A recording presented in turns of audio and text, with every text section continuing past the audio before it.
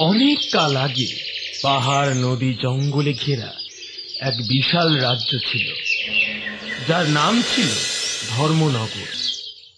এই রাজ্যের রাজা ছিলেন মহান ও ন্যায়পরায়ণ ধর্মদেব। তিনি ছিলেন প্রজাবৎসল, বিদ্বান এবং পরম ধার্মিক। তাঁর শাসনে রাজ্যে ছিল শান্তি, সমৃদ্ধি ও ন্যায়ের আলো। রাজা চান তার বিশাল রাজ্যের দায়িত্ব একজন যোগ্য উত্তরাধিকারীর হাতে তুলে দিতে।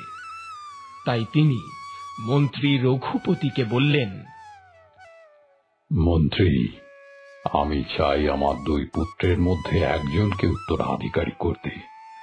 কে হবে এই বিশাল সাম্রাজ্যের আদর্শ? কে হবে প্রকৃত ন্যায়পরায়ণ? কে হবে সিংহাসনের এই যোগ্য উত্তরাধিকারী? মহারাজ, এই সিদ্ধান্ত সহজ নয়। আপনার বড় ছেলে বিক্রম পরাক্রমশালী যোদ্ধা, কিন্তু স্বভাবে রাগী ও অহংকারী।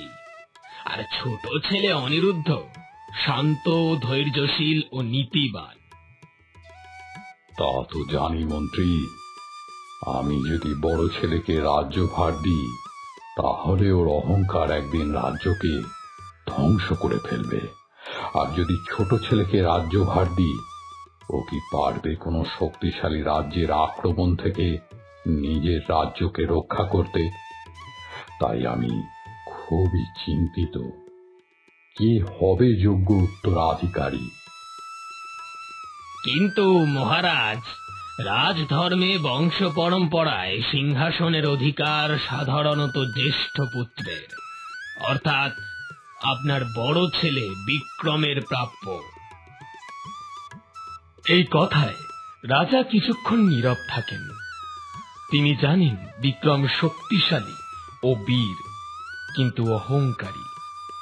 অন্যদিকে ছোট ছেলে অনিরুদ্ধ নীতিবান ও জনদরদী। রাজা বলেন, বংশের নিয়মই যদি শেষ কথা হয়, তবে ন্যায় স্থান কোথায়?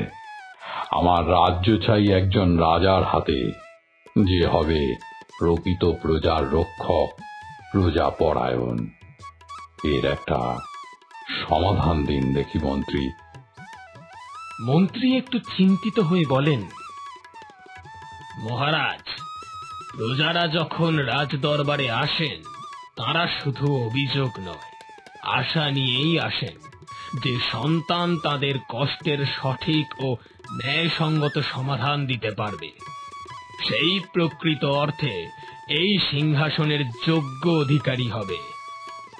উত্তম প্রস্তাব মন্ত্রী। কালকেই দুই রাজপুত্রকে রাজসভাতে উপস্থিত হতে বলুন। পরদিন সকালে রাজসভাতে উপস্থিত হন দুই রাজপুত্র। সিংহাসনের সামনে দাঁড়িয়ে রয়েছেন দুই রাজপুত্র, বিক্রম ও অনিরুদ্ধ। একদিকে বিক্রমের চোখে আত্মবিশ্বাস, অন্যদিকে অনিরুদ্ধের মুখে শান্ত সাহস। মহারাজ তাদের উদ্দেশ্যে বলেন, আজ আমি একটি গুরুত্বপূর্ণ সিদ্ধান্ত নিতে চলেছি। আমার দুই পুত্রের মধ্যে কে হবে এই ধর্মনগরের ভবিষ্যৎ রাজা, তা ঠিক করবে তাদের কর্ম। যে প্রজাদের কষ্টের সঠিক ও ন্যায়সঙ্গত সমাধান দিতে পারবে, সেই হবে প্রকৃত সিংহাসনের উত্তরাধিকারী। তা শুনে বড় ছেলে বিক্রম বলে, ক্ষমা করবেন মহারাজ, রাজধর্মে বংশ পরম্পরায় সিংহাসনের অধিকার জ্যেষ্ঠ পুত্রের, মানে আমার।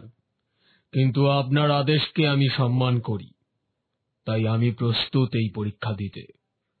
সবাইকে প্রমাণ করে দেব এই সিংহাসন আমার প্রাপ্য। তোমার কি মত অনিরুদ্ধ? যা রাজসভার ইচ্ছে তাহাই আমার আদেশ। এমন সময় রাজদরবারে দুই প্রজার উপস্থিতি। তারা তাদের নিজেদের সমস্যা নিয়ে রাজার কাছে নালিশ জানাতে আসে। একজন দুঃখু মজুমদার আর এক বিধবা মেয়ে জয়ন্তী।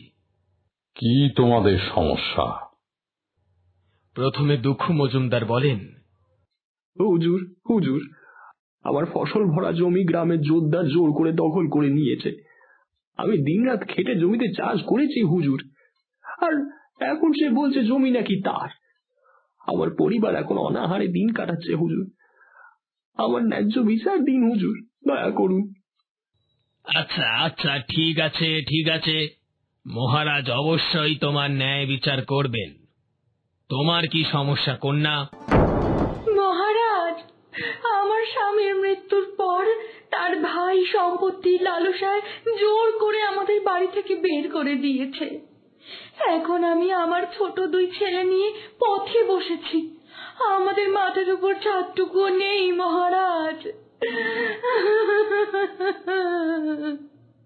মহারাজ কিছুক্ষণ চিন্তা করে বলেন, এই 2 বিচার আমি আমার 2 ছেলেকে দিচ্ছি। বিক্রম ও অনিরুদ্ধ, তোমরা এদের অভিযোগ দেখে সঠিক বিচার করো। আমি যাব দুঃখুর সমস্যা মেটাতে। তাহলে আমি যাচ্ছি জয়ন্তীর সাহায্যে। 2 ছেলের আগ্রহ দেখে রাজমশাই খুবই খুশি হন। তিনি ছেলেদেরকে সম্মতি দিয়ে তাদের কার্যে যেতে নির্দেশ দেন। মহারাজের বড় ছেলে বিক্রম দুঃখু মজুমদারকে নিয়ে উপস্থিত হন গ্রামের জোতদারের বাড়ির সামনে। রাজপুত্রকে দেখে জোতদার ছুটে আসে তাদের কাছে। কি সৌভাগ্য আমার, হুজুরের আমার দরবারে প্রবেশ। বলুন হুজুর, এই দাস আপনার কি সেবা করতে পারে? তুমি এই দুঃখু মজুমদারের ফসল ভর্তি জমি দখল করেছ? আজ্ঞে হ্যাঁ হুজুর, ওই লোকটা বদ্ধ পাজি হুজুর। আমার কাছে 5 বস্তা ধান ধার করে নিয়ে গিয়েছিল। ওটা ফেরত না দেয়ায় তো আমি ওর জমি দখল করেছি হুজুর। না হুজুর, ওই 5 বস্তা ধান আমি শোধ করে দিয়েছি, কিন্তু জোরদার তা অধিকার করছে। আমাকে ভয় দেখিয়ে আমার জমি দখল করছে হুজুর। তবে রে বেটা, আমার নামে হুজুরের কাছে নালিশ, দেখাচ্ছি তোর মজা। খবরদার জোতদার, আসার পথে তোমার ছল চাতুরির কথা আমি অনেক শুনেছি। তুমি যদি ওই ব্যক্তির জমি ফেরত না দাও, আমি তোমার শিরচ্ছেদ করব। আমায় ক্ষমা করে দিন হুজুর, আমার খুব ভুল হয়েছে। আমি এখনই ওর জমি ফেরত দিলাম। আমায় ক্ষমা করে দিন হুজুর। জোতদারের এমন কাতর মিনতি দেখে বিক্রম নিজের কার্যে নিজেই প্রশংসিত হয়ে একটা করুণ অট্টহাসি দিতে থাকে। দেখো ভম্বল, তোমার বৌদিকে ও তাদের সন্তানকে এভাবে কষ্ট দেওয়া তোমার একেবারেই উচিত হয়নি। কেন তাদের বিতাড়িত করেছো? আরে, আমার দাদা আমার কাছ থেকে 50,000 টাকা ধার নিয়েছিল। এখন সে মারা গিয়েছে। আমার ওই টাকা এখন কে দেবে? হ্যাঁ, তাই ওদের আমি বাড়ি থেকে বের করে ওদের সম্পত্তি দখল করেছি। আজ যদি তুমি তোমার ভাইয়ের স্ত্রী ও শিশুপুত্রকেই বাড়ি থেকে বিতাড়িত করো, হয়তো তারা এখন দুর্বল, কিন্তু একদিন তারা বড় হবে, শক্তিশালী হবে, আর তখন তারা শুধু ফিরে আসবে না, প্রতিশোধ নিতে চাইবে।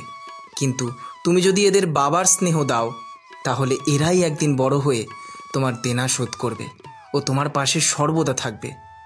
বলো, তুমি কি চাও? ভম্বলের ভুল ভাঙে। আপনি ঠিকই বলেছেন হুজুর। আমায় ক্ষমা করুন হুজুর, আমি আমার ভুল বুঝতে পেরে গেছি। হ্যাঁ, তোমরা আমাকে ক্ষমা করো। আজ থেকে দাদার ছেলেরা আমার ছেলে। হ্যাঁ, জয় জয় মহারাজের জয়, জয় মহারাজের জয়।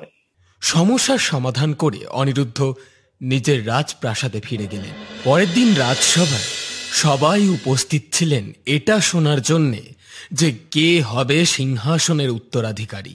মন্ত্রী মশাই, 2 রাজপুত্রকে যে দায়িত্ব দেয়া হয়েছিল, তারা কি তা সম্পূর্ণ করেছে? আগে জি মহারাজ। তাহলে বলো, কার কার্য তোমার প্রকৃত ন্যায়পরায়ণ বলে মনে হয়েছে? মহারাজ, আপনার আদেশ অনুযায়ী আমরা 2 গুপ্তচর পাঠিয়েছিলাম। তাদের পর্যবেক্ষণ অনুযায়ী ছোট রাজপুত্র অনিরুদ্ধ প্রজার অভিযোগ মনোযোগ দিয়ে শুনেছেন, নিরপেক্ষ বিচার করেছেন এবং ন্যায় প্রতিষ্ঠা করেছেন। এটাই তো প্রকৃত রাজধর্মের পরিচয়। এমন কথা শুনেই বিক্রম তলোয়ার হাতে নেয়। তার চোখে জ্বলছে রাগ আর হিংসায়। আমি এর বিরোধ করব। আমার সঙ্গে ছলনা হয়েছে। আজ পর্যন্ত আমার তরোয়ালের সামনে কেউ পারেনি। আজ আমি অনিরুদ্ধর প্রাণ নিয়ে নেব, তাহলে আর কেউ থাকবে না সিংহাসনের প্রতিযোগিতায়। কে আছো? ওকে বন্দি করো, ওকে কারাগারে দাও। সঙ্গে সঙ্গে রাজপাহাড়িরা বিক্রমকে ধরে ফেলে। এমন সময় অনিরুদ্ধ বলে, মহারাজ, দাদাকে ক্ষমা করে দিন। দাদা রাগের বশে এই কাজ করেছে। আমার সিংহাসন চাই না, আমাকে কারাগারে দিন। দাদাকেই সিংহাসনের উত্তরাধিকারী ঘোষণা করুন। শুনলে তো বিক্রম, যে ভাইকে তুমি হত্যা করতে চেয়েছিলে সে তোমার প্রাণ ভিক্ষা চাইছে। বিক্রম মাথা নিচু করে একটু শান্ত হয়ে বলে, আমায় ক্ষমা করুন মহারাজ। আজ আমি বুঝতে পেরেছি সিংহাসন তারই প্রাপ্য, যার চোখে কেবল রাজত্ব নয়, প্রজার আনন্দ দেখা যায়। আজ থেকে আমি এই সিংহাসনের একজন দাস হয়ে থাকব। তাহলে বন্ধুরা, আজ আমরা কি শিখলাম? রাজ্য চালাতে শুধু শক্তি নয়, দরকার ন্যায়বোধ, সহানুভূতি আর মানুষের কথা শোনার মন। যোগ্য উত্তরাধিকারী সেই যে রাজাকে নয়, মানুষকে দেখে।